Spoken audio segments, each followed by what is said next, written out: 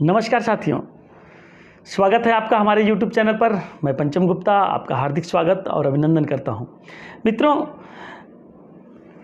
क्या आपने कभी सोचा है कि बीमा बेचना एक कला है और एक LIC एजेंट को कलाकार होना चाहिए। आपने देखा होगा, सुरों के सम्राट लता मंगेशकर जी स्वर की कलाकार हैं, बल्ले के कलाकार सचिन तेंदुलकर जी हैं। इसी तरीके से अनेक विख्यात महापुरुषों ने या अनेक लोगों ने अपनी कला का प्रदर्शन करके समाज में अपने आप को स्थापित किया है।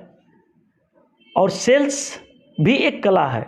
एक LIC एजेंट को सेल्स करना आना चाहिए। सवाल बहुत से आते हैं मित्रों, लोगों ने कमेंट करके भी पूछा है कि कैसे प्रेजेंट किया जाए कि पॉलिसी बिक जाए, प्लान को कैसे बताया जाए कि पॉलिसी बड़े आराम से बिक जाए। तो मैं कहना चाहूँगा कि पॉलिसी बेचना एक कला है और इसको सीखना पड़ेगा। और किसी भी कला को आप एक दिन में नहीं सीख सकते हैं। उस कला को बार बार रिपीट करेंगे, बार बार उस पर प्रैक्टिस करेंगे, बार बार सेलिंग का अभ्यास करेंगे, तब जाके वो कला आप में धीरे धीरे समाहित होगी। आप अचानक से कलाकार नहीं हो जाइएगा, आपको समय लगेगा। प्रैक्टिस प्रैक्टिस प्रैक्टिस, और उसके बाद तब धीरे धीरे आप में कला का निखार होगा। कला का निखार एक दिन में नहीं होता है। एक LIC एजेंट एक दिन में कलाकार नहीं हो जाता है। उसको सेलिंग करते हुए सीखना पड़ता है, सेलिंग करना पड़ता है। करते करते करते करते अभ्यास के दौरान उसको इतने अनुभव मिलते हैं, लोगों से बात करने का इतना तजुर्बा हो जाता है, सेलिंग को संपादित करने का इतनी काबिलियत हो जाती है कि धीरे धीरे वो कलाकार हो जाता है। तो कलाकारिता एक दिन में नहीं चमकती है। जब कोई कलाकार धीरे धीरे अपनी उम्र के एक पड़ाव पे पहुंचता है, तब उसकी कला जवान होती है। यानी यूँ कहिए, कला जब जवान होती है तो कलाकार बुढ़ा हो जाता है। और जब तक कोई अपने एक उम्र पे नहीं होता है, उसके बाल नहीं पकने लगते हैं, तब तक उसके अंदर कलाकारिता की पराकाष्ठा आती ही नहीं है। आपको ये बात समझ में आ रही होगी कि बीमा बेचने के लिए भी आपको परिपक्व होना जरूरी है। और जब तक आप परिपक्व नहीं होते हैं, जब तक आप में कला का विकास एक उच्च कोटि की सीमा तक नहीं होता है, तब तक आप यूं ही नाम मात्र के कलाकार रहेंगे। वास्तविक कलाकारिता तो तब निखरेगी जब आप बात बात में यूं ही बीमा बेच दिया करेंगे, बात बात में आपके कलम से यूं ही संपादन हो जाया करेगा।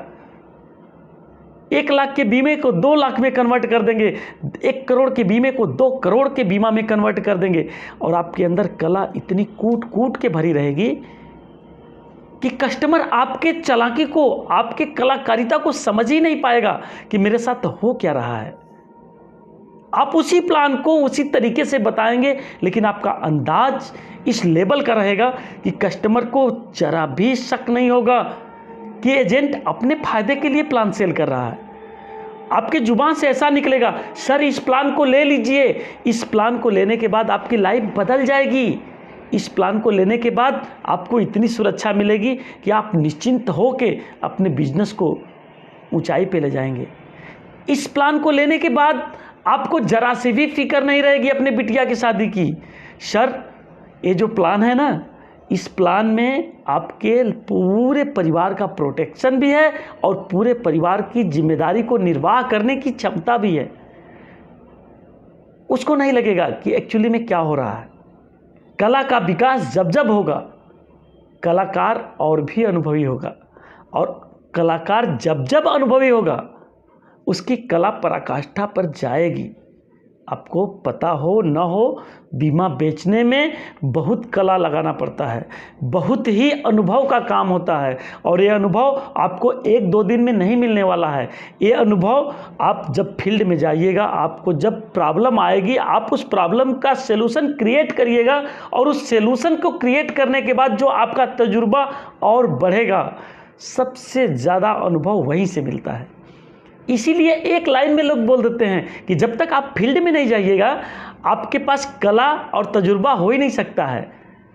हमने बहुत ऐसे लोगों को देखा है जो MBA की पढ़ाई पढ़ लेते हैं, BA MS की पढ़ाई पढ़ लेते हैं, इंजीनियरिंग की पढ़ाई पढ़ लेते हैं, लेकिन उनका प्रैक्टिकली नॉलेज नहीं होता है, और प्रैक्टिकली नॉलेज न होने के वजह से केवल वो डिग्री होल्डर रहते हैं, न कि वो तजुर्बेदार रहते हैं। और ऐसे भी लोगों को देखा है जिनके पास तजुर्बा तो बहुत है लेकिन डिग्री नहीं है।